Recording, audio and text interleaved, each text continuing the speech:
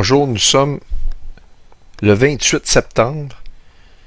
Je produis une courte vidéo qui va être un complémentaire de ce que j'ai déjà fait, de l'information qui m'est venue de je ne sais plus quel endroit. Et c'est du monde anglophone que c'est venu. Et ça a été rapporté dans le télégramme de plein feu. Alors je me lance parce que j'avais ça en main, mais j'ai trop d'informations, je l'ai oublié. Mais ça va vous donner beaucoup d'espoir. OK? Alors, je vais y aller très rapidement. Vous lirez Genèse 12 dans son intégralité pour vous mettre en contexte. C'est la promesse que Dieu a faite à Abraham. Et il lui demande, l'Éternel dit à Abraham, va-t'en dans ton pays, OK? De ta patrie et de la maison de ton père, dans le pays que je te montrerai, je ferai de toi une grande nation. Donc, il lui fait la promesse d'une nation. Mais vous devez savoir, le contexte, c'est que sa femme, Sarah, était totalement stérile. On nous dit qu'au moment de la promesse de Dieu, de faire de sa descendance une grande nation, Abraham avait 75 ans. OK? Et donc, Abraham a décidé d'obéir à ce que le Seigneur lui demande, puis il rentre dans la terre promise. Je vous ai parlé de la différence entre rentrer dans la terre promise et qu'on voit dans le Lévitique 25 qui débute le calcul des jubilés versus que ça ne nous dit pas que la nation doit être proclamée une nation comme un pays officiellement. C'est à partir du moment que ils rentrent à l'intérieur de la terre promise que les jubilés commencent. Alors, comme je vous ai déjà montré, le mandat pour la Palestine par les Ligues des Nations qui a été débuté le 16 septembre 2022 et qui a pris effet le 29 septembre 2023. Alors, c'est à partir de ce moment-là, je vous ai montré l'entrée en masse des Juifs dans la nation d'Israël, OK? Donc, c'est la date officielle qu'on devrait commencer à compter les temps de jubilé. Et donc, c'est au moment de la promesse, à l'âge de 75 ans, que Abraham décide de partir dans la terre promise et la promesse d'avoir une descendance qui lui donnerait un grand peuple qui va être le peuple d'Israël aujourd'hui. Eh bien, son nom est Isaac, c'est le fils d'Abraham et on nous dit qu'Abraham était âgé de 100 ans à la naissance d'Isaac, OK? Son fils. Premièrement, ça nous fait penser à Apocalypse 12 qui a la naissance d'un enfant. Ça, c'est incroyable. C'est stupéfiant. Mais non seulement ça, mais c'est l'âge qu'Abraham avait lorsque il a eu son fils qui est 100 ans. Alors, on a une directe connotation avec le mandat de la Palestine qui est rentré en vigueur il y a 100 ans demain. Parce que, comme on le voit ici, je vous résume ça, le mandat de la Palestine est rentré en vigueur le 29 septembre 2023. C'est un document qui autorisait les Juifs à retourner dans leur terre ancestrale, dans leur terre promise. Donc, ça fait référence à Lévitique 25, l'entrée dans la terre promise, et non pas Genèse 66-8, devenir une nation, pour débuter le compte des cycles des 7 années de la jubilé. Donc, 100 ans entre le 29 du 9 1923 à demain, le 29 septembre 2023. Mais il a fallu attendre 25 ans pour que Israël devienne une nation en 48. Si on calcule du 1923 plus 25, on arrive en 48 pour qu'Israël moderne soit fondé. De même, Abraham, une fois qu'il a décidé d'obéir à Dieu, à la mort de son père Terah, et qu'il a quitté la région de Haran pour rentrer dans la terre promise d'Israël, Dieu a fait une alliance avec lui à ses 75 ans et il lui a donné une descendance car sa femme Sarah était stérile. Mais il a dû attendre 25 ans, exactement comme le 25 ans, entre l'entrée du peuple et qu'elle devienne une nation. On a le même nombre d'années. Et à partir de ses 75 ans, il a eu, donc à ses 100 ans, son fils qui est né. Puis là, on a comme la naissance d'un fils qui se fait dans le ciel. Je veux dire, c'est hallucinant, là. Je veux dire, de même que depuis le mandat de la Palestine, depuis 1923, il aura fallu attendre 25 ans pour la fondation d'Israël, comme je l'ai dit, mais tous les chiffres on arrive au même chiffre que la promesse que Dieu a faite à Abraham. Ça, c'est extrêmement prophétique. réellement prophétique. Puis regardez bien, Joël Nadon a envoyé à Thomas une prophétie dans le livre d'Enoch que j'avais déjà lu. Je savais que ça avait rapport à la fin, mais bon, sauf que j'ai quand même une mémoire enfouie assez importante. Je n'ai pas nécessairement une très bonne mémoire, mais on dirait que les choses que je lis me restent en mémoire, puis je me dis j'ai déjà lu ça, puis je vais finir par le trouver. Merci encore une fois à Joël. J'enregistre ceci parce que il semble me dire qu'il n'a pas le temps de faire une vidéo, mais c'est Joël qui a amené ça à Thomas. Thomas me l'a envoyé ce matin. Et regardez ceci, c'est extrêmement extraordinaire. Vous pourrez remercier Joël et Thomas Lang, pour ceux qui le connaissent. Bref, l'information est circulée, puis je vous montre ça. J'ai été dans le texte d'Enoch qui vient de l'Éthiopien et qui a été traduit en anglais. Et je vais vous dire, c'est la seule version qui a du bon sens, c'est celle en anglais, non pas en français. J'ai utilisé le moteur de traduction qui est beaucoup amélioré et ça fait quand même pas mal de sens. C'est pour ça que vous l'avez en français. Mais de grâce, si vous voulez lire le livre d'Enoch, prenez pas la version française, c'est du n'importe quoi. C'est extrêmement mal traduit. Vous allez manquer l'essentiel de ce que ce livre-là apporte. Et je vais vous lire ça rapidement. Ici, le contexte, ça se passe avant l'Arche de Noé. Enoch avait reçu son calendrier. Il ne nommait pas les mois comme le mois de Tishri. Il n'y avait pas de nom. C'était des portes du ciel. Il y avait la porte 1, 2, 3, les secteurs du ciel. Mais ni plus ni moins, il avait 12 mois séparés également de 30 jours, avec un jour intercalé entre les saisons.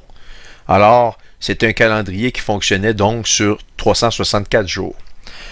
En passant, j'ai fait des calculs, c'est un calendrier qui était 300 fois plus précis que notre calendrier moderne de notre pseudo-science d'aujourd'hui.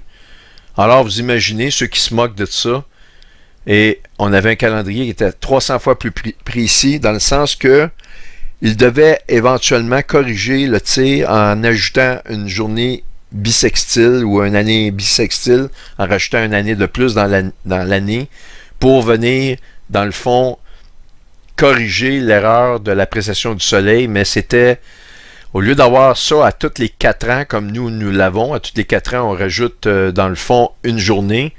C'est comme on a une erreur de 1/4 de jour par année, si vous voulez. Eh bien, lui, c'était 300 fois plus loin. Donc, si vous multipliez 4 fois 300, vous arrivez à 1200 ans avant d'être obligé de rajouter une année. Ça, j'ai toute l'information, mais bon, ceci dit, les mois du calendrier d'Enoch, là, vous êtes obligé de me croire, mais j'ai l'information, j'ai réellement étudié ça, là. Les mois du calendrier d'Enoch sont calculés sur ce que Moïse a donné à son peuple, c'est-à-dire sur les mois du calendrier juif maintenant, ok, spirituel et non pas civil, ok, on s'entend. Donc, le 7e mois spirituel, c'est le mois de Tishri qui englobe principalement le mois de septembre dans nos années modernes. Ceci dit, gardez ça en tête, c'est arrivé avant l'Arche de Noé et c'est une vision prophétique et non pas un événement qui se passe. Alors, voici, en l'an 500, le 7e mois du 14e jour du mois de la vie d'Enoch.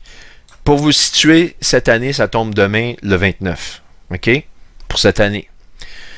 Dans cette parabole, vous allez voir, c'est une vision prophétique, OK? C'est plus qu'une parabole, c'est une vision prophétique.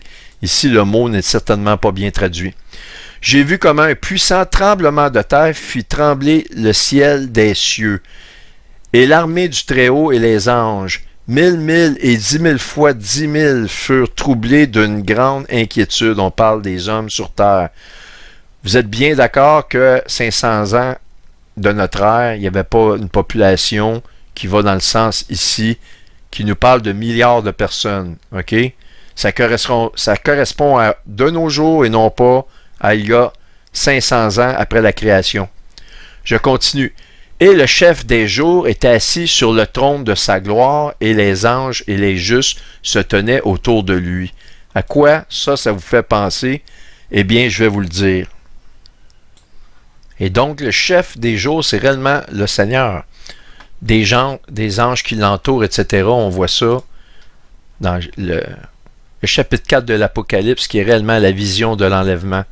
La première voix que j'avais entendue comme le son d'une trompette, donc on confirme au son d'une trompette, me dit « Monte ici », on monte. Aussitôt, je fus rêvé en esprit, donc c'est réellement, la Bible nous parle de l'enlèvement comme étant la bienheureuse expérience. Et voici, il y avait un trône dans le ciel, et sur ce trône, quelqu'un était assis, c'est exactement ce qu'on lit ici. Le chef ou le Seigneur est assis sur le trône de sa gloire, qui correspond au soleil au niveau astronomique. Donc, sur le trône, quelqu'un était assis, et autour du trône, je vis 24 trônes, et sur ces trônes, 24 vieillards assis revêtus de vêtements blancs, et sur leur tête des couronnes d'or. Du trône sortit des éclairs et des voix de tonnerre. Donc, c'est réellement les cieux qui sont ébranlés, et on nous dit exactement ça dans le livre d'Enoch. Les tremblements de terre qui fit trembler le ciel. Et un grand tremblement me saisit, et la peur s'empara de moi, et mes reins cédèrent, et mes reins se dissolvèrent, et je tombai sur ma face. Et Michel, ça c'est l'ange Michel ou Michael si vous voulez, envoya un autre ange parmi les saints, parmi le tumulte, et il me ressuscita.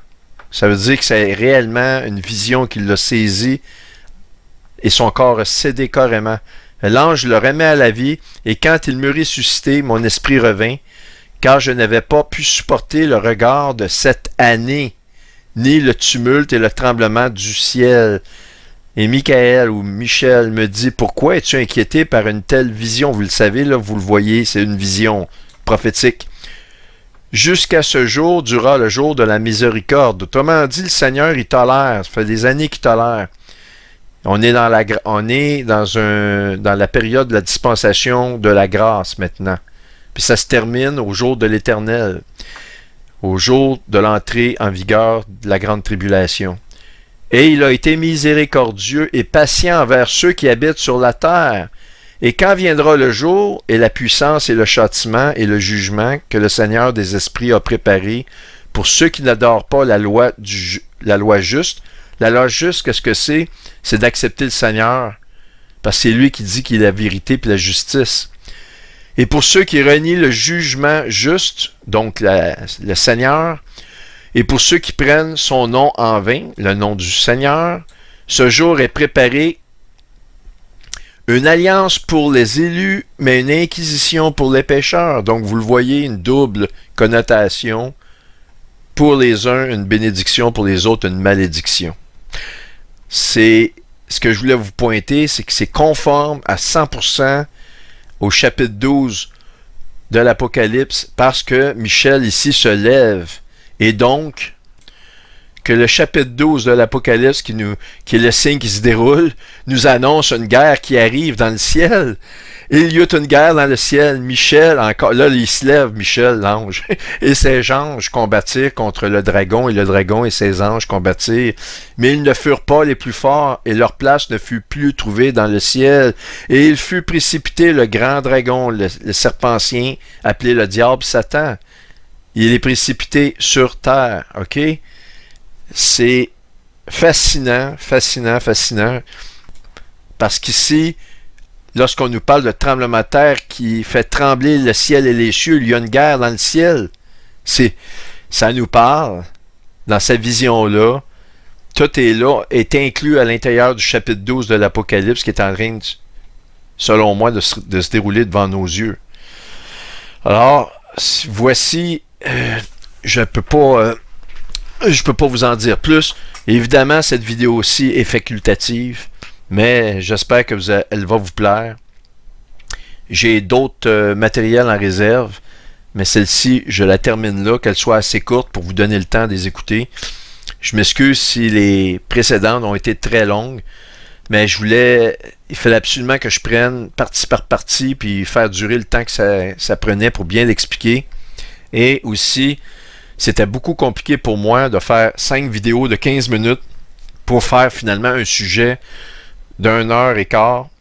Si vous n'avez pas le temps de les écouter, vous ne les écoutez pas. Si vous avez le temps, tant mieux. Je vous demande de les écouter au complet parce que si vous partez, vous écoutez juste les 5 minutes de la fin, vous n'allez pas comprendre l'importance. Mais bref, vous faites ça comme vous voulez. C'est vous les patrons de qui dirigez le temps que vous avez de disponible. Là-dessus, merci de votre écoute.